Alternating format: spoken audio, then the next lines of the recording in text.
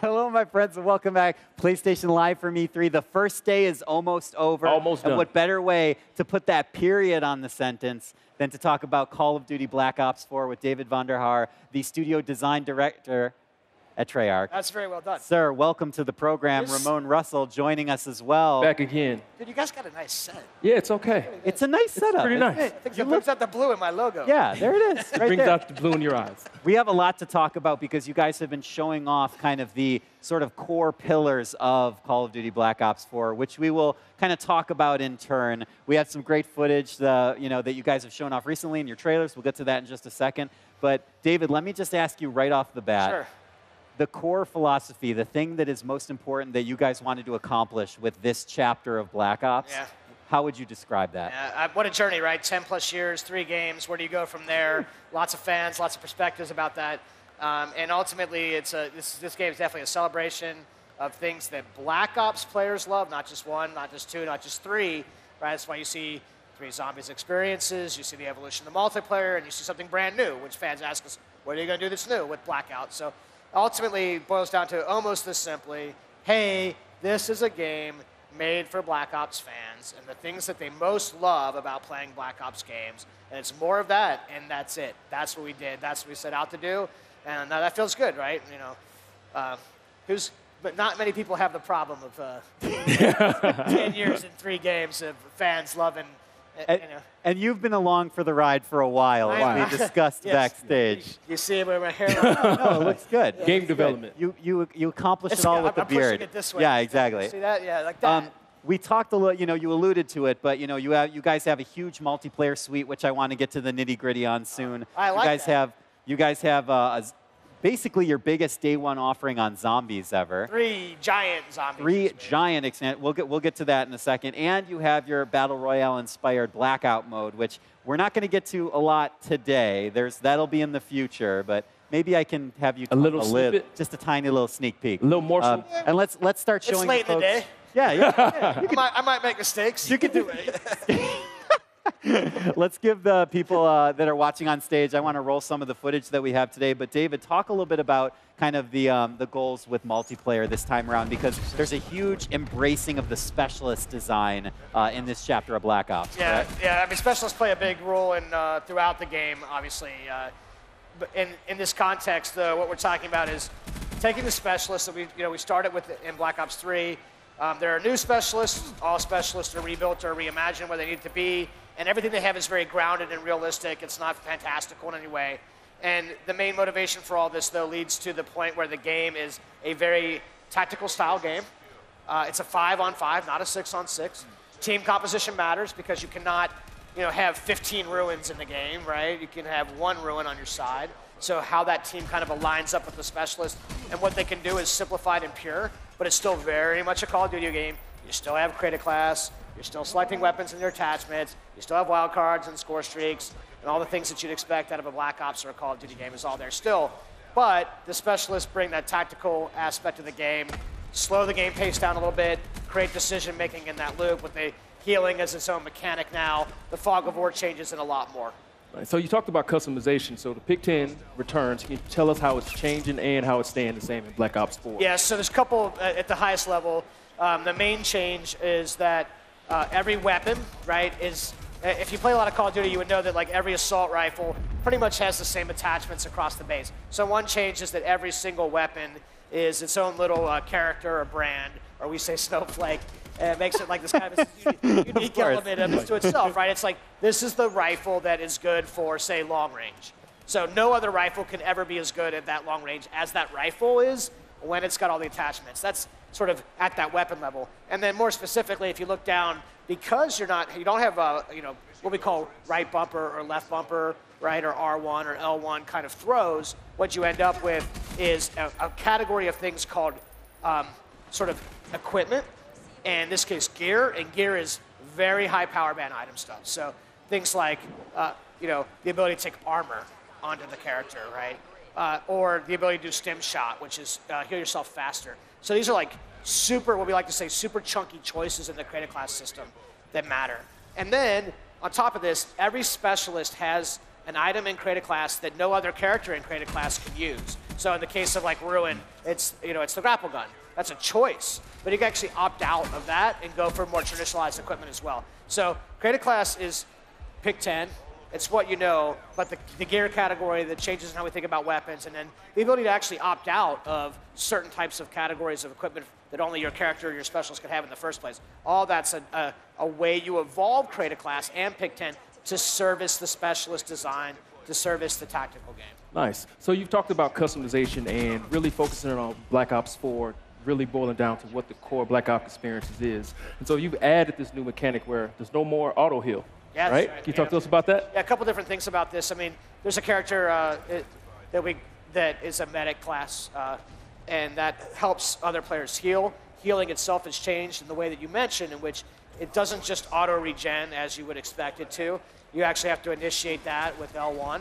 Yeah, that's right. I love that. For those of you at home who can't see the nice motion animated in person, live on the studio set. And then finally, you have more health in the first place. You have 150 health instead of a base 100. And these are all parts of, like, when this seems like a simple thing, like 50 hit points. What's 50 hit points, right? In Call of Duty, it's 2 shots in a heartbeat. But what that does is allow us to kind of nuance the weapons in ways that you wouldn't necessarily get, right? Where the damage hits are and, the ranges at which they can do. So the healing mechanic is a part of the tactical decision-making experience of playing the game. So when you heal yourself, maybe you go right then, maybe you go in. You don't really walk into Call of Duty combat with less than full health, right? You go in, you either live or you die. Sometimes you take damage and you heal automatically, but here now it's a choice because you have to initiate that, and that takes time.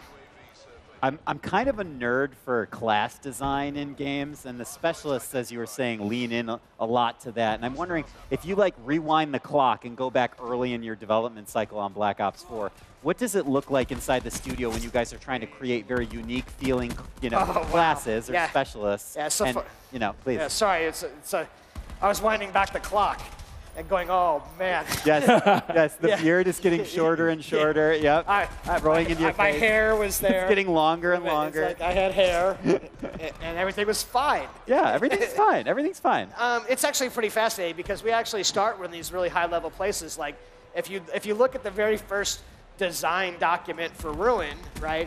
Ruin is in fact a barbarian character. He's like, you have pictures from the internet or whatever that are influences for you, right? It's just it's an inspiration for, his personality or his build, his physical build, or what kinds of things that, barbarians would use for weapons. Like, what is the 21st, 2nd, 3rd century version of those things? So, when you have create a class, it's hard to call them a class design. Right. Sure. But the point is that they all have something like this. They all have some place they started, which might have been, techno mages, barbarians, and all the things that you would geek out on, sir. I am already geeking out. Also, I'm hoping that you just put a barbarian in the game anyway and see how long you can last. I think Ruin lasted enough, pretty long. He's a very Call of Duty barbarian. Yeah, there you go. There's a lot more to talk about. We don't have forever to talk about it, but I want to get to a little bit of the zombies experience. You have, I like zombies. You like zombies, and you have 3 massive zombies experiences. You have Voyage of Despair, yes. Roman numeral 9, Yeah, Roman numeral 9. and Blood of the Dead. You want to tell us a little bit about Blood of the Dead? Oh my God, so many fun stories about Mob of the Dead, Blood of the Dead, and people who would go on fans like go on. They get behind the newscasters and they'd hold up remaster Mob of the Dead signs and sneak behind, right? I mean, our fans are fun. How's that? They're fun. Voyage of the Dead is a pretty crazy adventure. It takes place on the RMS Titanic. If you'd like to understand how the Titanic actually sunk, yes, it was zombies. Historical fact. Historical fact. No It was iceberg. zombies. Period. Right. 9 I have to dodge around the corners of because I really like how crazy the fans are going for the video that's associated with that thing, Roman numeral 9, and what that would look like. Is it all melee combat? I don't know. What do you think? I don't know. I'm sure that I will read your Reddit opinions soon enough. Soon, very soon. Yeah. And then obviously Blood of the Dead is remastered, Mob of the Dead, with some zombie stuff that you might expect, zombie things, and holy cow, man! this thing needs to get in your hands tomorrow. Like it's ASAP. Like All right, Zombies well, fans. You don't have to wait that long. No, I'm just kidding. I'm kidding. And then, wait. At the highest of the highest of the highest level, tell me a little bit about Blackout and kind of the goal with that. Sure, mode. right. You cannot, if you're going to go down this road, right, if you're going to open this thing up. Call of Duty fans, they want and they demand and they deserve new experiences. You don't do this if you can't do it in the Call of Duty way. You certainly don't do it if you can't do it in the Black Ops way. And this particular Battle Royale experience is very Blackout, very Black Ops, which is why it's called Blackout, because of the influence that the previous games have played on the destinations inside the level, the characters that you can actually play as, the vehicles that you actually will use, the weapons and how they apply. And if you're a Battle Royale fan, then, and we are, like, I'm like a super Battle Royale nerd right now. I just love it. And all of them, right? We played some new ones on a Saturday night as a team. But Call of Duty has some special stuff. The fluidity of the control, the mechanics, the refinement of those things, the polish that it can offer, the experience of what weapons would mean in a universe like that, how to apply them, the design expertise. There is a lot, and for us, I think Blackout is this opportunity to really take and make something new with the fans, right? What fans with them, not just we had this crazy idea and out came zombies, right? Which is what happened. This is something you can start really from the beginning and be like, okay, we know what this is like, and you know what this is like, but what is the Call of Duty version of that like? And what is the Black Ops version of that like? And that's why I'm so stoked.